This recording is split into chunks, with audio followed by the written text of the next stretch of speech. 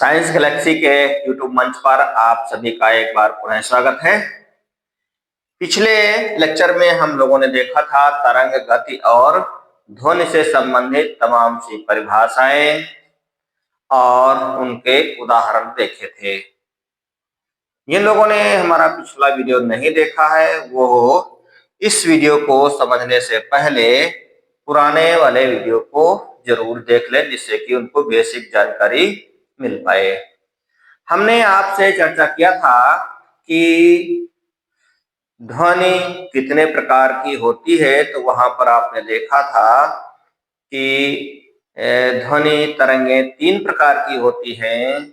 एक तो ये था अवश्रव्य तरंगे, दूसरा था श्रव्य तरंगे और तीसरा था पराश्रव्य तरंगे।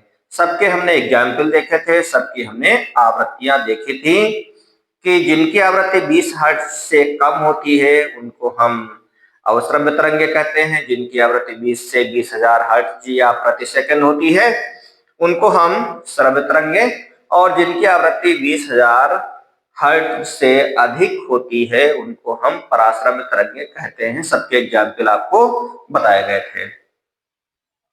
उसके बाद में आज हम लोग अध्ययन करेंगे कि ध्वनि की चाल को प्रभावित करने वाले कारक। ध्वनि की चाल को प्रभावित करने वाले कारक कौन कौन से हैं? तो उसमें सबसे पहला कारक आता है ताप का प्रभाव। ताप यानी टेम्परेचर का प्रभाव क्या पड़ता है। तो ध्वनि की चाल पर ताप का बहुत अधिक प्रभाव पड़ता है।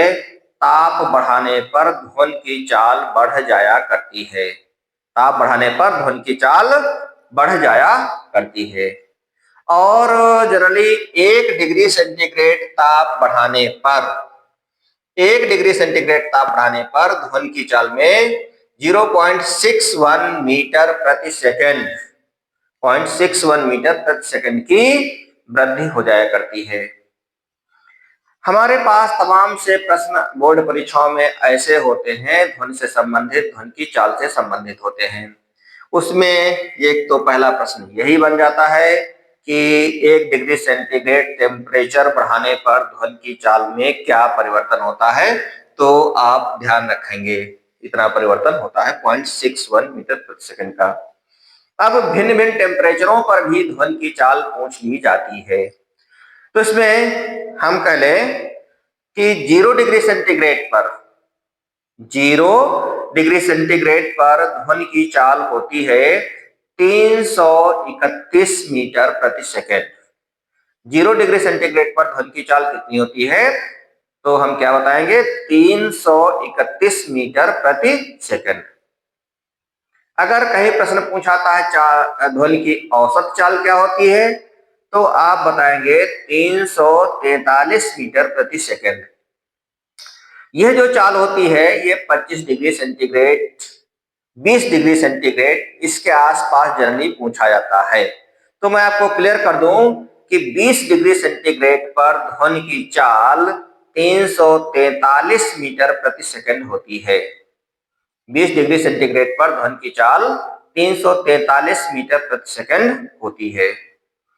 टेम्परेचर बढ़ाने से क्यों ध्वनि की चाल बढ़ जाती है? उसका कारण यह है कि जब टेम्परेचर बढ़ता है तो माध्यम के अणुओं की गतिज ऊर्जा बढ़ जाती है। गतिज ऊर्जा बढ़ने के कारण जो अणु हैं वो थोड़ा सा दूर दूर हो जाते हैं और ऊर्जा का ट्रांसफर होता है। उसी तरीके से गति बढ़ती जाती है। तो ऊर्जा का ट्रांसफर ही तो है, तो ऊर्जा का ट्रांसफर जल्दी जल्दी होने लगता है, अणु तेजी से गति करते हैं। इस वजह से ध्वनि की चाल बढ़ जाया करती है। तो टेम्परेचर बढ़ने पर ध्वनि की चाल बढ़ती है। कितना टेम्परेचर बढ़ने पर कितनी बढ़ती है ये हमने आपको बता दिया। अब दूसरी बात आती है आर्द्रता यानी ह्यूमिडिटी। तो नमी जिसको हम कहते हैं, आर्द्रता बढ़ने पर भी ध्वनि की चाल बढ़ जाया करती है। ये हम लोग ध्यान रखेंगे। तीसरी और महत्वपूर्ण बात है, यहां से खूब सवाल पूछे जाते हैं कि माध्यम का क्या प्रभाव पड़ता है ध्वनि की चाल पर।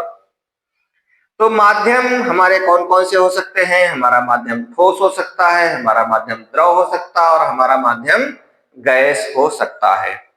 तो ठोस में, वैसे तो ठोस में ध्वनि की चाल सबसे अधिक होती है, द्रवों में उससे कम होती है और गैस में उससे भी कम होती है। यानी सबसे ज्यादा चाल ध्वनि की ठोस में होती है, फिर उससे कम द्रव में और फिर उससे कम गैस में होती है।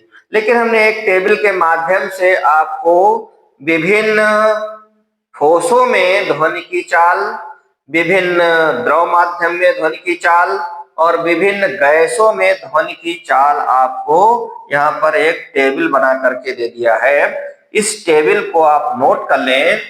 यहाँ पर पूछा जाता है, एक बहुत ही महत्वपूर्ण क्वेश्चन पूछे जा सकते हैं, तो आप इस टेबल को नोट कर लें या इसका स्क्रीनशॉट ले लें।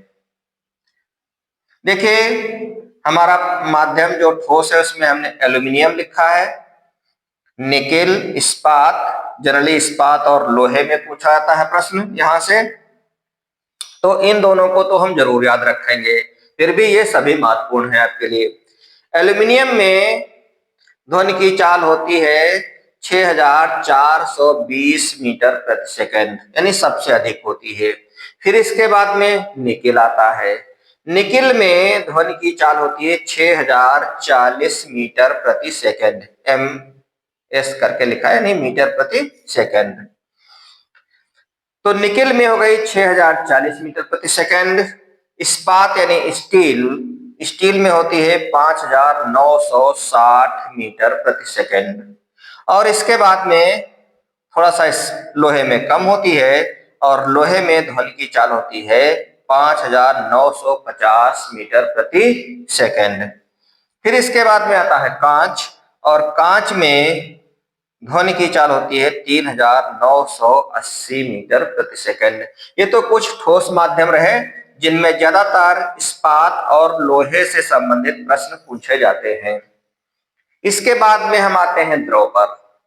तो द्रवों में कुछ इस प्रकार से है कि अगर समुद्री जल है तो समुद्री जल में ध्वनि की चाल होती है 1531 मीटर प्रति सेकंड। समुद्री जल में कितनी होती है? 1531 मीटर प्रति सेकंड। और आसुत जल, यहां से प्रश्न ज्यादा पूछा जा सकता है। आसुत जल में यानी डिस्टिल वाटर में ध्वनि की चाल होती है 1498 मीटर प्रति सेकंड, 1498 मीटर प्रति सेकंड। फिर आता है एथेनॉल या एथिल अल्कोहल। एथेनॉल या एथिल अल्कोहल, इसमें ध्वनि की चाल होती है 1207 मीटर प्रति सेकंड। इसके बाद में मेथेनॉल या मेथिल अल्कोहल आता है, जिसमें ध्वनि की चाल होती है 1103 मीटर प्रति सेकंड। फिर हमारा जो तीसरा माध्यम है जिसमें ध्वनि की चाल लिखी गई है यहाँ पर, इसमें हाइड्रोजन में ध्वनि की चाल होती है 1284 मीटर प्रति सेकंड।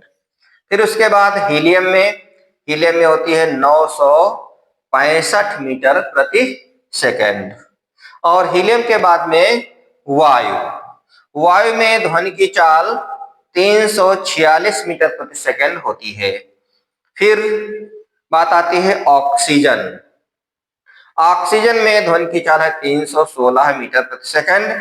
और इसके बाद में कार्बन डाइऑक्साइड में ध्वनि की चाल सबसे कम यहाँ पर दर्शाई गई है और वो होती है 259 मीटर प्रति सेकंड। यह जो हमने आपको टेबल बना करके दिया है, ये टेबल होती है 25 डिग्री सेंटीग्रेड पर, 25 डिग्री सेंटीग्रेड पर। तो 25 डिग्री सेंटीग्रेड पर ध्वनि की चाल का यह टेबल बना हुआ है। आप इसको नोट कर लें, स्क्रीनशॉट ले लें जल्दी।